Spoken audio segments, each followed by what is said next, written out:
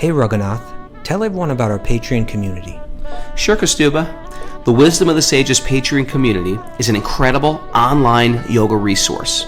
If you like the type of yoga wisdom and culture we share on the show, then our Patreon community is a great next step. This is a listener-supported podcast, and any level of sponsorship will unlock a wide range of live and archived classes, talks, and even workshops. Raghunath teaches, I teach, and we have a host of other excellent teachers on topics ranging from yoga philosophy, asana classes, storytelling, Ayurveda, kirtan, cooking, meditation, and a lot more. We even have an incredible online Bhakti 12-step recovery group. So if you want to check it out, go to patreon.com/wisdom of the sages. All right, let's get it on.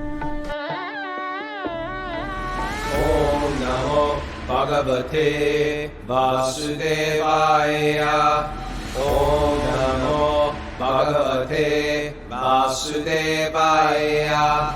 Om Namo Bhagavate Vasudevaya.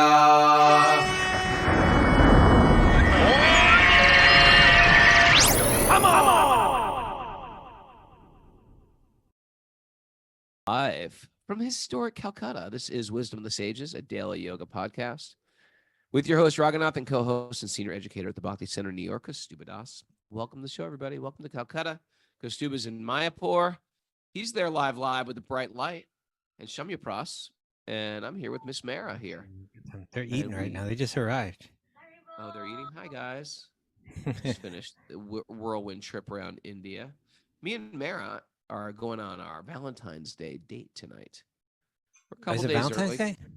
Well, it's a couple days early because we're traveling on Valentine's Day. You're going out at night. Okay. Well, you know, we're doing the podcast later, and I wasn't hungry because I ate a big breakfast. Where are you going to go, Raghunath? This place called Burma. It's a vegan place in Calcutta. Burma? Burma. Everyone, it's highly recommended. All right. Yeah. Well, look at you How are two. you? Lovebirds. Oh, Prabhu. Lovebirds. Flying off together. And all in love.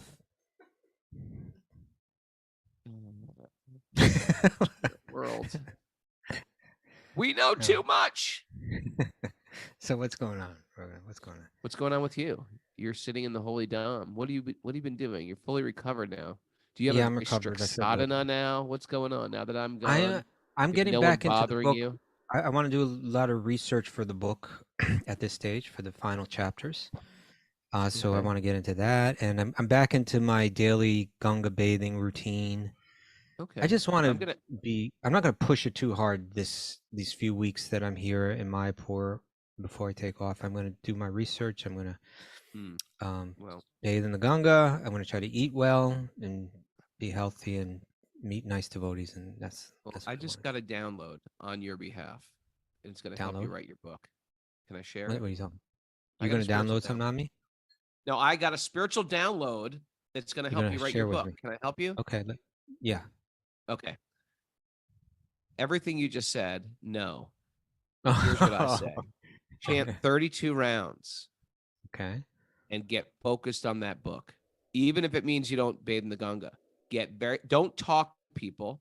That's what I'm doing when I get back to New York. Once you get back to New York, you can do whatever you want. But now, boom, 32 rounds. Let God write the book for you. Boom. I'm done here. That's all I got to say. Keep it or not. You won't mind if I totally ignore that. You can ignore that if you like. That was my gift for you. You keep that if you like.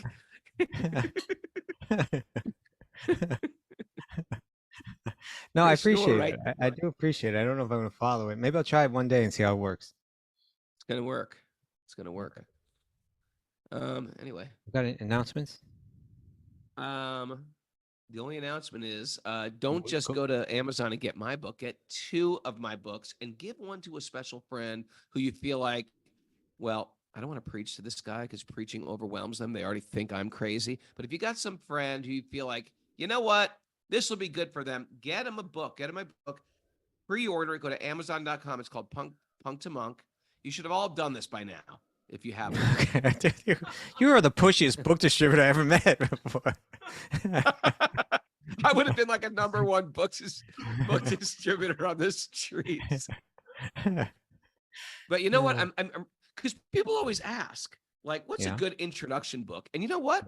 I find, unless you're deeply philosophical, it's very difficult to give people a good introduction book. In my life, I don't think I could have made it through a book at 22 years old, but it was the devotees telling me their stories. That's what convinced me to get into bhakti. I moved into an ashram. I'm not reading any of the books, but I really think Radhanath Swami's book is a very good intro book. Some people think I'm gonna think I'm a heretic for saying that, but that's my story personally. No. You're saying about your own book. Yeah. Well, no, I'm saying Radhanath Swami is a great introduction book, and the more I'm listening to my book on Audible right now, and I'm realizing it's a good introduction where it doesn't sound like I'm like a mouthpiece for the Hare Krishna movement either. It's just sort of like my personal journey, and so get one for a friend. Okay. Mayor might also have announcements besides buying 2 of your books. Buy 3 of his books. Double it. 4 of my books. Double it. Double that. Also, we have Back to Recovery group meetings at 1, 2, and 9 p.m. Eastern time. And if you live in Alachua, there's a women's meeting live in Alachua tomorrow evening, and a men's meeting on Wednesday evening. Live in Alachua. Yeah, live in Alachua. It's exciting. Okay, I got a crazy nugget for you today, Raghunath. Oh, great. You ready? Keep it real, Kostyuba. There's a lot to talk about with this. It's important. It may sound crazy, but I just came across this thing. And it talked about this movie that came out about a year ago. So what I'm reading to you is stuff that I kind of just... Classic movie? A classic? I don't know if I call it a classic. But it came out about a year ago. But I kind of just took an article. I forget where it was from. I kind of pieced it together. So I'm going to be reading from a chopped up article. Okay? But it's about a film. It came out about a year ago. And it's called Cocaine Bear. You ready for this? Sounds like a classic. Yeah, it's right up there with Cocaine Bear. War and Peace. Okay, so I don't think War and Peace was a classic movie, but yeah. Gone with the Wind. It's right up there with Gone with the Wind. Yeah, there you go. Okay, Cocaine Bear is a dark comedy that premieres Friday. So this was about a year ago in theaters nationwide. It's a highly fictionalized account in which the titular 500-pound American black bear eats a duffel bag of cocaine and goes on a killing rampage in Georgia, forcing tourists to band together to survive an apex predator hopped up on coke. Been there, done that. Okay. The movie has been met with much anticipation from moviegoers after the trailer went viral last year, racking up more than 16 million views on YouTube. Really? Okay, but now here's the point, Raghunath, that this movie was inspired by true events. Oh, okay. It was a true story about a cocaine bear. Yeah. I mean, in December, how much more could it go? How much more detail could it go into? You're about to find out the whole movie right there. There's a lot more to this. There's a plot. There's like a hero's journey with this bear. No, well, it's not the bear so much, but now you're going to hear about the background. And I think there are lessons we can take from this. Both from Cocaine Bear. I love the fact that you picked this today. We can learn lessons from Cocaine Bear and others that will be revealed as we go through the story. So in December of 1985, a 3-sentence item appeared in the New York Times reporting that an American black bear in Georgia had overdosed on cocaine. Kenneth Alonzo, the state's chief medical examiner, told reporters that the bear was found in a very badly decomposed state at the Chattahoochee Oconee National Forest, surrounded by bags that authorities estimated held about 75 pounds of cocaine. Wow. Okay, so like he just emptied the bags. The bear ate 75 pounds of cocaine, apparently, or something like that. Yeah. The bear had gotten a hold of a duffel bag full of coke 3 months later, authorities discovered a 175-pound bear had died of what the coroner described as a stomach, quote, literally packed to the brim with cocaine. The animal was given a new name in popular culture, cocaine bear. Or all right, wait, you gotta pause it a second. Oh no, hold You it. gotta pause it. Ho- Karuna does not know what cocaine is. That's good for her. Don't Good. mess with it, Karuna. Let's keep Do it not. Just never take drugs. That's all we have to say. Don't take drugs. It's a drug. So the animal was given a new name in popular culture, cocaine bear or Pablo EscoBear. Are you kidding? Did you just make that up? No, it's in the article I'm reading. They call him Pablo EscoBear. Okay. There was nothing left but bones and a big hide, said Gary Garner from the Georgia Bureau of Investigation. Wait a second. The bear. How did the cocaine destroy his physical body, or he just rotted? They found a rotted bear. They found a rotted bear, but they probably cut open its stomach and found all the cocaine packed in there, which is very sad. Yeah, of course. Okay, but the bear, which was about 3 or 4 years old, probably died within 30 to 45 minutes from acute cocaine intoxication, noting that the animal had suffered cerebral hemorrhaging, respiratory failure, hypothermia, renal failure, heart failure, and a stroke. So this poor bear, I mean, it shows you what cocaine can do to you. You know, it just took it and took it and took more and more. It didn't take it and was satisfied. That bear, happy? We'll get into the bear state of mind, but that tells us that a bear will eat cocaine just till it drops, right? Sure. Yeah. Okay. But how did the cocaine get there in the first place, right? How did this bear come across? Where are we going with this story? Okay. So this story leads us to Andrew C. Thornton II, whose life was once filled with privilege and promise. A Kentucky blue blood raised on a thoroughbred horse farm in Bourbon County, Kentucky. He dropped out of college after one semester to join the Army, where he became a paratrooper for the 82nd Airborne Division at Fort Bragg, North Carolina. After his military service, he became a narcotics officer and later found his calling as the leader of a local drug smuggling ring. Okay? He became the leader of a drug smuggling ring. Yeah, so he went from the Army. He was a wealthy, well-to-do guy that became a paratrooper, then became a narc, then became then he decided, no, I could, whatever. We don't know how it happened, right? But ends good for these drug dealers. Not going to end good for him. So he somehow got the idea, I'll be happier in life if I become a drug smuggler. No. Right? What made him make that choice? He was already a privileged man. He was. Okay, on September 11th, 1985, Thornton, in the middle of his most ambitious drug run yet, was forced to dump over 200 pounds of cocaine by parachute over Georgia after realizing the load was too heavy for the aircraft. So you can picture this guy, you know, in a Colombian airport or a Colombian airstrip or whatever, stuffing that plane with as much cocaine as he can stuff it with, right? Right. They can't hold that much weight, those planes. Yeah, so he's flying over Georgia, and now he's realizing we can't handle this, so he throws 200 pounds overboard. That's the cocaine that was found by the bear. Cocaine bear. Now it's all coming together now. So now he's what other animals ate that? I don't know, but now he's thrown. You can imagine he's thrown 200 pounds of cocaine overboard. He's got a plane still packed with cocaine. And now he's jumping out of the plane with a parachute. Then he put on a parachute and he jumped. So I guess he was trying to retrieve the cocaine that he threw overboard. Why didn't he retrieve it later? He's going to jump out of the plane?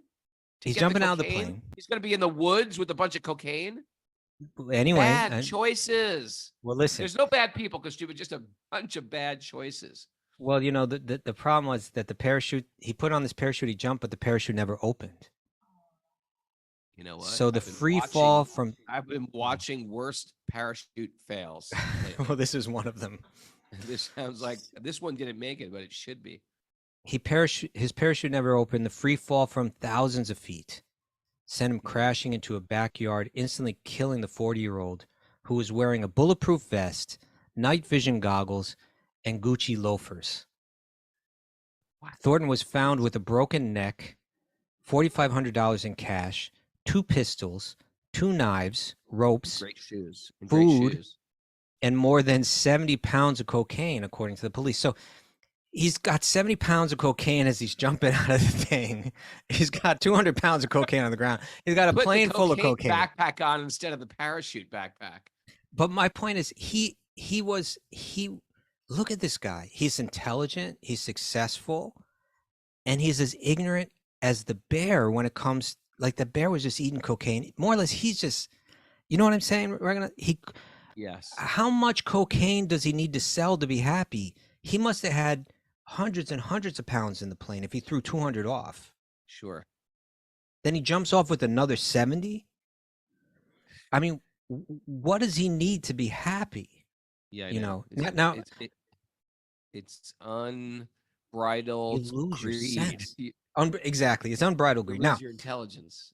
Now, what that made me think of, Raghunath, especially with the bear, but not just with the bear, with the human, was these. You know, they do these experiments on rats with cocaine. You know, what do they do with the rats? They give them 2 bottles of water, one regular, and one with cocaine in it. No, they're drinking the cocaine water, I bet. Okay, so I'm going to read to you about American psychologist Dr. Bruce Alexander, who conducted some experiments in the 1970s that have come to be called the rat park.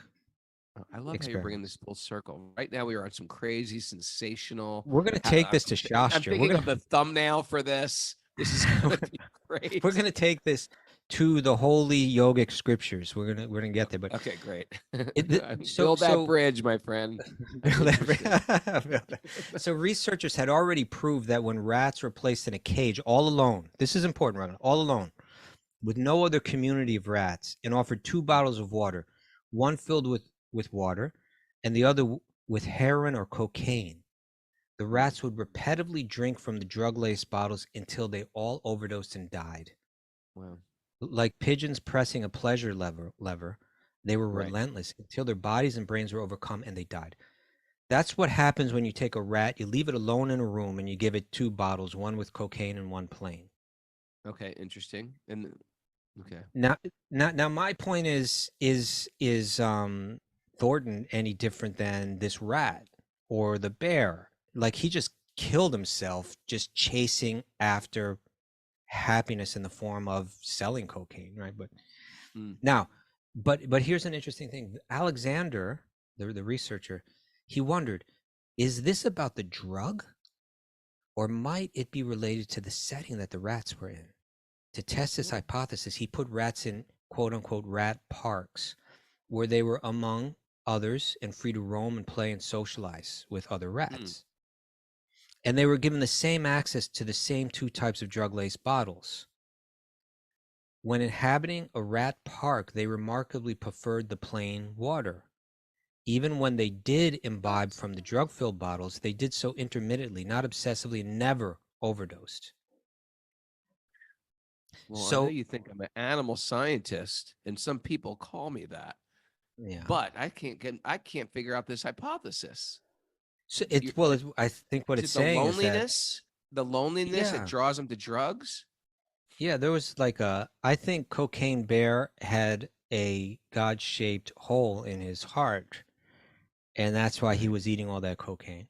I think these rats, when they're all alone, they go for that cocaine until they die. And I think our friend Thornton, what was his name again? Andrew C. Thornton II. I think he also had that hole in the heart that he was trying to fulfill, and he was running as blindly as the rat, you know, as ignorantly as our friend the Cocaine Bear, even though he was a sophisticated, well-educated, well-to-do human being. How much are we like that? How much do we consume television where we just sit there like, I'll sit in front of Netflix and just take it. You know, maybe we don't watch Netflix till we die, you know, but we do waste a hell of a lot of time. We do it till we hate ourselves. How about that? Yeah, exactly. You couldn't binge watch shows when we were little. You want to watch Welcome Back Kotter? You get one for 25 minutes, 20 minutes with commercials. You could binge on television though. You couldn't binge. You could watch, like. Yeah, I guess I did on those days one where you thing didn't after have to the go to next. school, and you just sit. Yeah. I just sat on the couch, watch television. Then come all the boring soap operas, and you got to push through till noon, till 1 o'clock. Yeah, but just picture that Andrew C. Thornton the second, and he's got a plane full of millions and millions of dollars worth of cocaine, tons of it. And he stuffed it. He wasn't even, he couldn't even think clearly, like, well, I shouldn't put too much on the plane or the plane won't fly smoothly. No, he was thinking, stuff the plane with as much as possible. And then the plane is obviously having some trouble. And now he's like throwing some off the plane. And even though he's still got a plane packed full of cocaine, he's thinking, I'm losing out. I've got to go and get that cocaine down on the ground. Otherwise, I've lost something important, Meanwhile, what's he's the got Bhagavatam verse? The Bhagavatam verse for one whose senses are out of control. Oh, okay, right? This reminds me of that. For one who's the way the verse goes is all there is within the three worlds, all that there is within the universe, to satisfy the senses cannot satisfy the senses of one whose senses are uncontrolled. Sure. Right. Now, no matter what, he's got all the money to buy everything he wants, right? Already. Right. Yeah. Yeah. But he couldn't just say, what do I need? How much money do I need to be relatively comfortable? And then let me search for a deeper happiness in life. He's got to think like, I need to stack up the money like crazy. I was thinking of these verses, Raghunath, from the Ishopanishad. Everything animate or inanimate that is within the universe is controlled and owned by the Ishvara, by the Lord. Sure. One should therefore accept only those things necessary for himself, which are set aside as his quota. And one should not accept other things, knowing well to whom they belong. One may aspire to live for hundreds of years if he continuously goes on working in that way. For that sort of work will not bind him to the law of karma. There is no alternative to this way for man. That's Ishopanishad mantras 1 and 2. This type of thinking, right? Like it is, a lot of these films, and maybe Cocaine Bear was a different type of film, but there are a lot of films, like a lot of the crime related films have to do with people who, it usually has like they're coming up in the world as the criminal, and then they have to break through, and finally their plots are working and everything's exciting and fun and it's dynamic. Sure. But their greed takes over. They don't pull out, they want more and more and more. When really, what's interesting, Mr. Costuba? Yeah, let's tell me. Is it's very easy for us to sit here and say, the guy was just too greedy, it consumed him. Yeah. Just like if you look at what? Just like if you look at Tiger Woods, you're like, what's the matter with this guy? He's a sex addict. We don't have the type of gorgeous, that hundreds of gorgeous women banging on our doors like Tiger Woods probably does.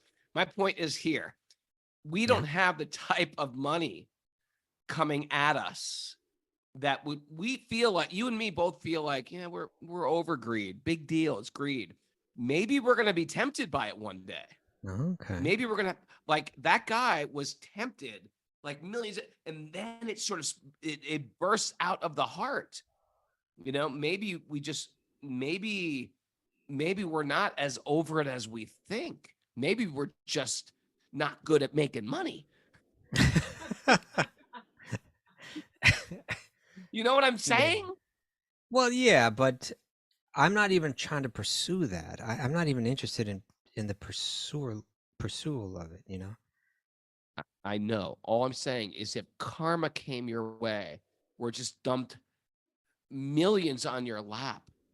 You think I would want to go out and get more millions? Well, I'm not saying you would, but I'm saying that we don't know because we're not tempted with it. Okay, well, fair enough. But in any case, we can learn from it, can we not? We can definitely learn from it. But I do want to share this because I was, when I was in a band, being in a band, you're always broke. You got to pay for guitar strings and drum heads and drumsticks. Most bands never make money. You pay to play in a band. But as soon as my band, we got signed, like we got a record deal when we were like 20 years old, and the rest of the band, and we never made money, and we didn't make tons of money for this record deal, but at the time it was $25,000. Now you don't understand. In a band, you make no money. We've never had any money. We're just a bunch of kids playing music, but $25,000 could have been $25 million as far as we were concerned. And immediately it went. We were all like, wait a second. I wrote that song. Well, I wrote this song. Well, I booked the tour. Well, I buy all these drum heads. Tensions. There was tension just over some money. And you never know how you're going to react until you have it. So I'm giving this guy, whatever his name is, Thornton, here's the Who, whatever his name is. I get him. I understand where you're coming from. You're getting possessed by greed and wealth. We could be there in a moment. Our worst could come out of us in a moment. But there was something to what that researcher Bruce Alexander found in his rat park experiments. That is right. The idea. If we have better friends, you think? If we have better social.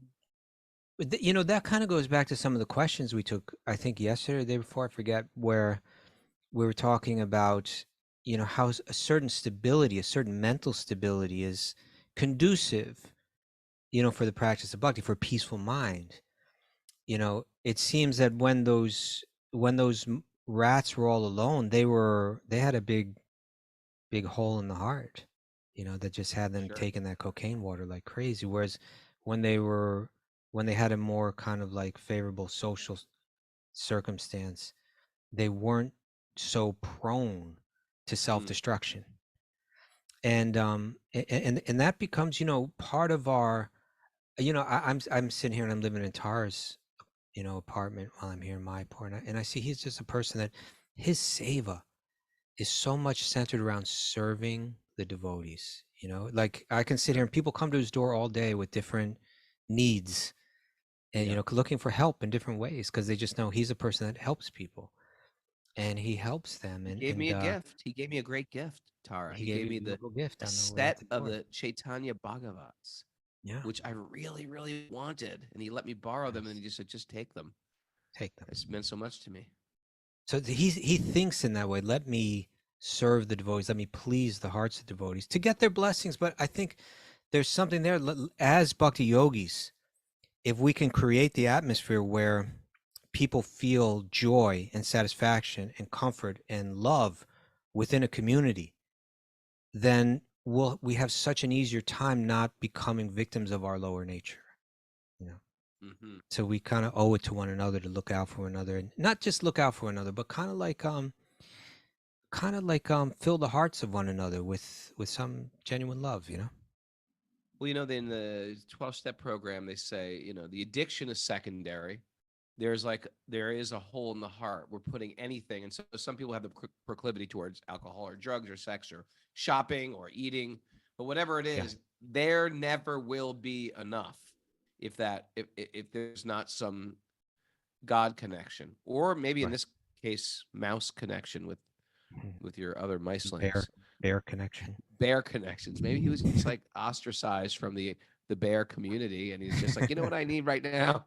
Cocaine. And here's a 200-pound duffel bag full.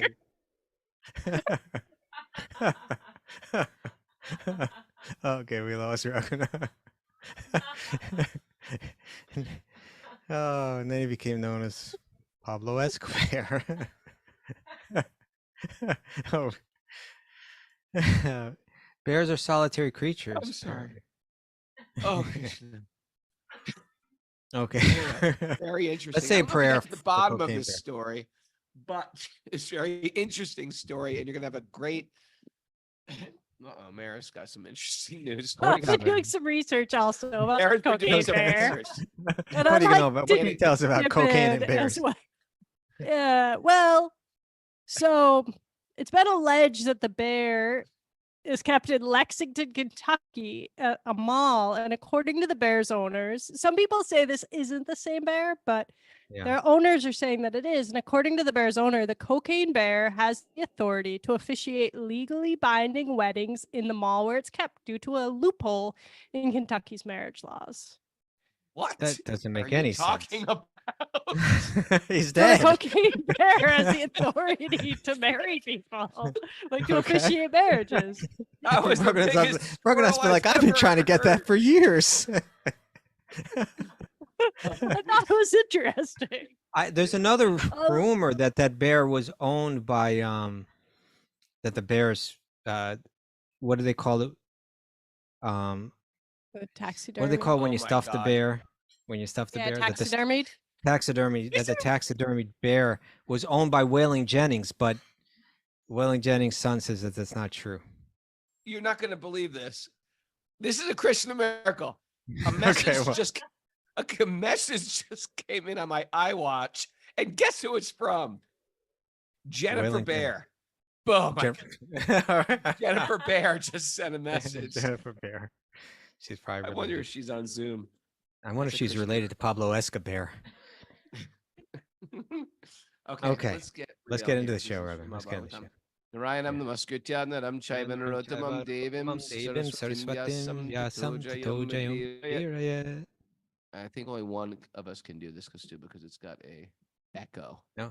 Okay, go ahead. You're good. All right. Before reciting the Srimad Bhagavatam, which is our means of conquest, one should offer respectful obeisances to the Supreme Lord Narayan, unto Narayan Rishi, the supermost human being, unto Mother Saraswati, the goddess of learning, and to Srila Vyasadeva, the author. Nasta prayeshu badreshu nityam bhagavat sevaya bhagavati uttama bhaktir bhavati naistiki, by regular attendance in classes in the Bhagavatam and by rendering service to the pure devotees. All that is troublesome to the heart will become eradicated in loving service to the Supreme Lord, who is praised with transcendental songs, will be established as an irrevocable fact. Om Gyana Tamarandasya Gyananjana Shalakaya Chaksurun Militam Yena Tasmai Shri Gurave Namaha. I was born in the darkness of ignorance. My teachers are opening my eyes with a torchlight of knowledge. I offer my obeisances at their lotus feet. Okay. Hare Krishna. Hare Krishna. I think it's healthy to bear. Poor bear. Poor bear. He's doing a wedding? I don't. You're jealous of that bear now. Because Was it a fire yagya? Just pouring the ghee on. Big old honey bear. Got his hand in the ghee jar. Big old paws. Swaha. Okay, please. Let's go on. What are we doing? Where are we now? Reading from the Srimad Bhagavatam, Canto 7, Chapter 3, Text 6. Text 6. Okay, so now what are we reading about? We're going to tell you what we're reading about. We're reading about Hiranyakashipu, the demoniac mentality, how he is performing intense austerity. And he's like the bear, Raghunath. He's in other words, or he's like Thornton. He's more like he's Thornton. not satisfied. The bear's not evil. He just eats. Bears eat things. Yeah, but he could have been he could have gotten a little cocaine buzz and been satisfied with it. He's like, no, more. and bears they're eaters. They'll tear open your tent and like to find a pack of gum in your back pocket. They just fair eat. enough. Like okay, fine. Not the bear, Thornton. Okay, he could have been satisfied. Hiranyakashipu could have been satisfied. He had a lot of opulence, a lot of power, a lot of wealth. But he wanted to be number one. He wasn't satisfied. So he's doing intense austerities to get power, to get wealth. Yeah, he wants to. This is your friend Horton, the guy who parachuted out. Yeah. This is not the bear. This is Horton's thing. I switched it over to Horton. I'm not Thornton. I'm not talking about Pablo EscoBear anymore. Okay. So he's performing these intense austerities so that he could become. What he really wants to become, Raghunath, is immortal. He wants the position of Brahma, and he thinks the position of Brahma is immortality. He wants to take over that role, and he's going to do intense austerity so that Brahma will come and give it to him. And so that's where we're at. Okay. It's text 6 now. All right. Scourged and extremely disturbed because of Hiranyakashipu's scourged. Not scorched. Scorched. And extremely disturbed because of Hiranyakashipu's severe penances. All the demigods left the planets where they reside and went to the planet of Lord Brahma, where they informed the Creator as follows. O Lord of the demigods, O Master of the universe, because of the fire emanating from Hiranyakashipu's head, as a result of his severe austerities, we have become so disturbed that we could not stay in our planets, but have come to you. Okay, so this is important. You know, if we understand the universal layout, is like, you know, you go up to Indra's planets, and that's all like the different devas, right? The different gods, and they all got power, prestige, all these different things. Brahma, he's at the very top of the universe, the highest planetary system. He's kind of beyond it. He's more the sage than the demigods. He's more the wise one, right? Always the voice of reason. He's not showing any fear of Hiranyakashipu's accumulating power, but the devas are worried about their position and where this is going to lead. Brahma's kind of like, okay, you're coming to me for some help. Let's see what we can do. Hiranyakashipu is undertaken. Text 7. O great person, chief of the universe, if you think it proper, kindly stop these disturbances meant to destroy everything before all your obedient subjects are annihilated. Have you ever had a circumstance, Raghunath, where you're going to a wise person because you're worried about some development, and the wise person is kind of like, but then the wise person is kind of like, they don't see it as much of a problem as you see it. They're kind of like more detached. Have you ever had that? I know I've had that thing. Yeah, I've had that. I've been that person. I'm almost sometimes shocked. Like, why aren't you worried about this? Like, there's a big problem here. Yeah, right. You're laughing. You're smiling. I'm about to cry, and you're smiling. Yeah. Yes, I've had that happen. I don't like it, but interesting. I get it. Hiranyakashipu has undertaken a most severe type of austerity, although his plan is not unknown to you. Yeah. Kindly listen as we submit his intentions. I know you know this, but I'm going to tell you anyway. The supreme person within the universe, Lord Brahma, has gotten his exalted post by dint of severe austerities, mystic power, and trance. Consequently, after creating the universe, he has become the most worshipable demigod within it. Since I am eternal and time is eternal, I shall endeavor for such austerity, mystic power, and trance for many, many births, and thus I shall occupy the same post occupied by Lord Brahma. You know what's interesting here, Raghunath? What? So from Hiranyakashipu's viewpoint, he sees Brahma got his position by dint of austerities, mystic power, and trance. Now it's a fact. If we go to back to the second canto of Bhagavatam, we do see that Brahma, he got this message, right? Tapa, perform austerities. Right. We saw that he went into mystic trance. But what was also spoken about there was that there was a person that gave him that instruction. That was Lord Vishnu. There was a person that, that entered the heart of Brahma and gave him his knowledge and his power, and that was Vishnu. So it's all that power. It wasn't the austerities that generated the power. The power was given by Vishnu. But Hiranyakashipu doesn't see any of that. He thinks it's like, no, you do it by your austerities, you get that power. And I'm just like Brahma did it, I can do it. Sure. You work hard, you get that power. Yeah, they take Vishnu out of the picture. That's the demoniac mentality. Okay. Okay. 11. By dint of my severe austerities, I shall reverse the results of pious and impious activities. I shall overturn all the established practices within this world. Even Jruvaloka will be vanquished at the end of the millennium. Therefore, What is the use of it? I shall prefer to remain in this position, Brahma. Okay. So the Oh idea Lord, is, we have. but at the very top of the universe, Brahma's planet, even when the whole universe goes through this destruction, the Brahma's place remains untouched. He's thinking, I can get up there, so even when everything falls apart, I'm still protected. Right? Pretty good plan. And and he's saying, and listen to this: I shall reverse the results of pious and impious activities. I'm going to flip the whole script. I'm going to be able to play with the laws once I'm in that role, so that, like, in other words, generosity and recognition of the gods, or ultimately Vishnu, will no longer bring auspiciousness. What will bring auspiciousness is when everything's focused around me. Oh man, it's like, aren't we pathetic animals trying to conquer death? Yeah. Taking these longevity herbs and working out and plastic surgery and dyeing my hair. Every man dyes their hair in India. Have you noticed that? Everybody. Do they all? Not. It's a thing. Okay. Wonder if I wouldn't. You Well, wouldn't first do of all, I don't have hair. Awkward just to dye my. This is just like you male were talking pattern about the other balding. thing. Okay. Okay. Text 12.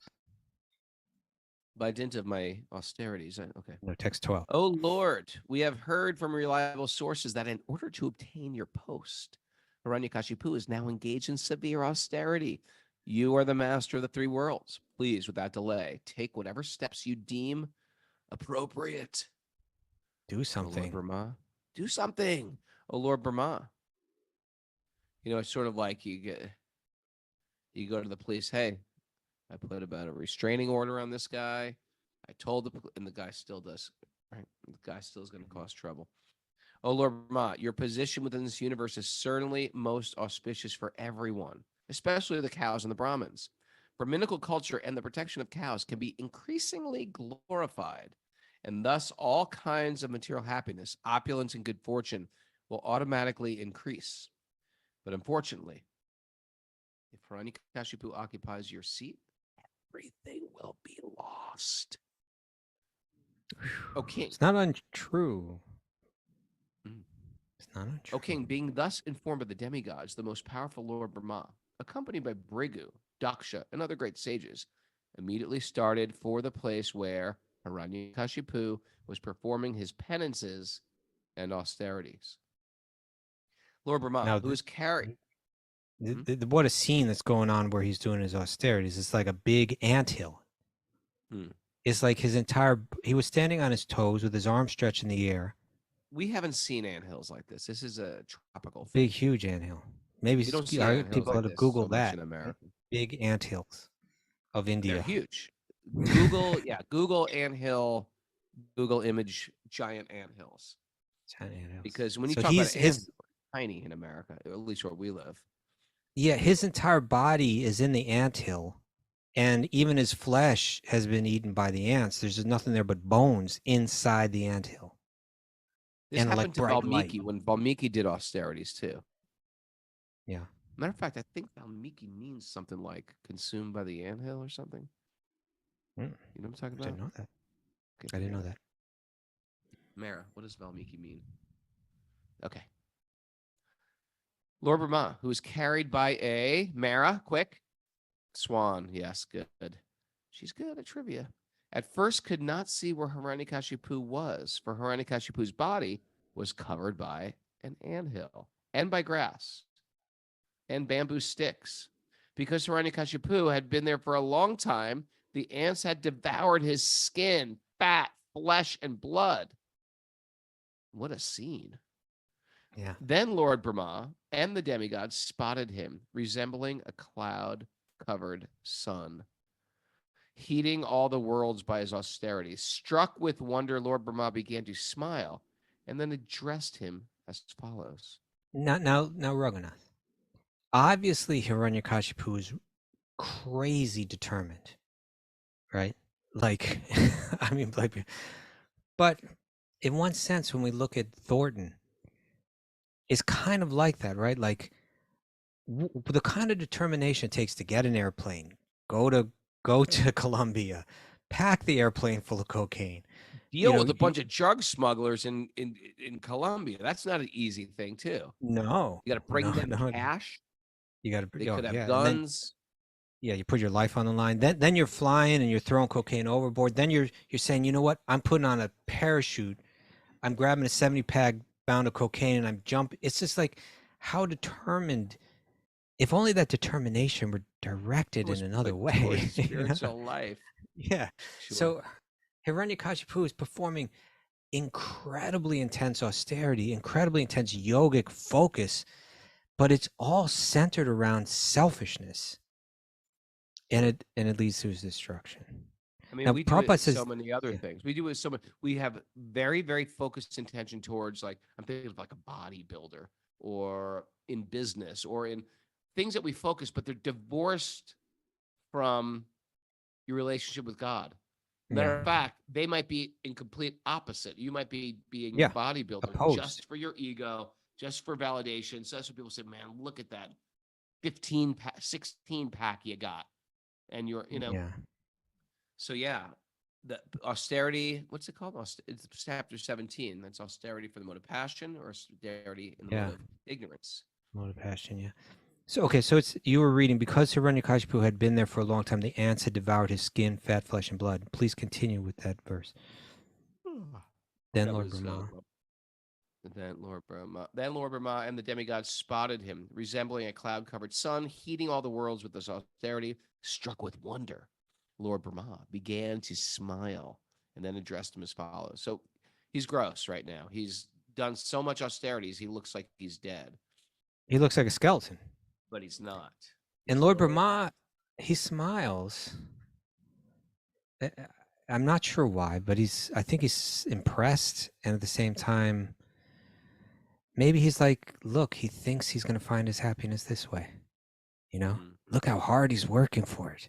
Like, we could, if we were watching, I suppose it wouldn't smell so much if we saw the bear eating tons of cocaine, but like, if we were watching a film about Thornton, we might be saying, look at him. It's like, he thinks he's got a plan that's going to work. He's working really hard for it. And it's not going to bring him the happiness that he thinks. And he ends up just falling thousands of feet from an airplane and dies with a 70-pound bag of cocaine on him, Now, this Prabhupada writes this. High on cocaine when he jumped. Huh? Oh, yeah, I wouldn't be surprised at all, right? He's getting high on his own supply. You know what they say about that? Don't do it. No, don't get high on your own supply. So, okay, Prabhupada writes here, he says, the living entity can live merely by his own power without the help of skin, marrow, bone, blood, and so on. Because it is said, and this is from, I think this is from the Brihadaranyaka Upanishad, Asango Hyayam Purusha, the living entity has nothing to do with the material covering. We have nothing. We think that our life is dependent on the body, but it's not. Interesting. Right? We think our life is dependent on the body, but we are life. That's what we are. We are, we are made of living energy. That's our nature. And that living energy becomes associated with and enlivens a body. Right? And so we think, oh, we're only alive as long as the body's alive. No. Yeah.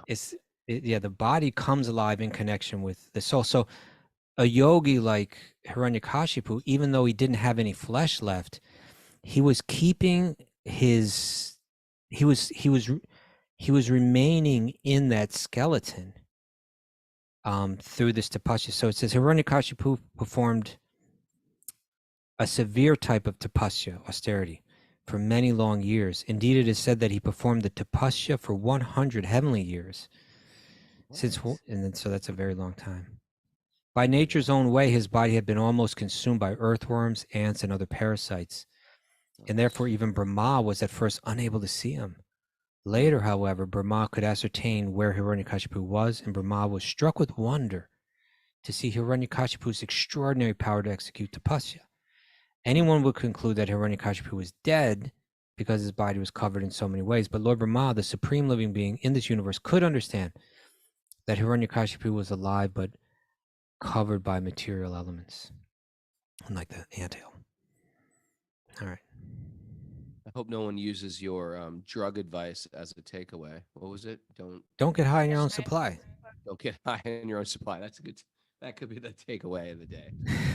And don't get high in your own supply. I can't take credit for that on the show. I can't take credit for that. That one goes way back. Okay. Yeah, even the drug dealers, the successful ones, could recognize, if you start getting high in your own supply, you're finished. Thank you, Costuba. Keep that in mind. Yeah. Okay. Thank you for this show today, Costuba. This was Are we done, or are we going to read yes, another one? I think that's it. That's it. Okay. So, Miss Mara, can you enlighten us? We read about overdosing, animals overdosing, the problems with greed. But to me, the lesson is it has to do with you accept what has been set aside for your quota. You learn to be happy with that in life. Right. And have community with other and mice. That's important too. Maybe they had a little mice 12-step program, going through these things right now. I don't need to drink that water. You want to make sure that the other mice don't have a little God-shaped hole in the heart. A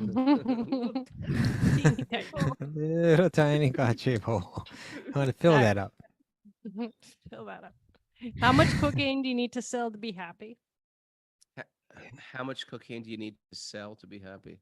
That's more like a question, Mara. That's It is a question. That is how much cocaine do you need to sell to be happy? So we're going to try to come back tomorrow with an answer for that question. How much cocaine does a mouse need to sell to be happy? To fill a little tiny mouse shape. Gotcha. Cool. Unbridled greed can make you lose your intelligence. That's for sure. Yeah. Accept only your own quota. Mm-hmm. Yes. That's Ishopanishad wisdom right there. Yeah. Don't stash your hash. Where do you get that right now? I don't know. I'm trying to think what you said, and that's what came out. There will never be enough if you don't have soul connections. Okay. Never enough. Demonic mentality is taking Vishnu out of the picture. Yeah, that's what they do. I don't remember that, but yes. No, we're talking about that with Hiranyakashipu. Oh, he's seeing, this is how Brahma got powerful. He doesn't see Vishnu is behind it all. Yeah. Maybe we aren't over greed. We just aren't good at making money. Maybe that's our problem. That's what I think. That's what I think. I think that's going to be our final test, Costuba. Okay, you're liberated souls. You're about to go back to Godhead, but here's tons of money and some cocaine. And Tiger Woods. Tiger Woods wants you to take you to Atlantic City. Okay. All right. Okay. Don't get high on your own supply. Okay. That's right. And careful. You gotta get the music queued up there. And mess. What are you guys doing? Pablo EscoBear had a God-shaped hole in his heart. He did. Pablo EscoBear. He was lonely. He was a lonely bear. Lonely bear. Hey, I want to thank everybody who went out there. I got a lot of messages. A lot of people bought 2 books. I say double it. 4 books, but 4 Punk to Monk. Give them to 3. Rogan's going to be ruthless with this. Double it. You got it on Audible. Triple it on Audible. Triple it. Thanks everybody for joining us. It's great. And listen to the sages in Italy. If you're thinking about going to Italy, double it. Bring a friend. Oh no. It's like saying double it. It's like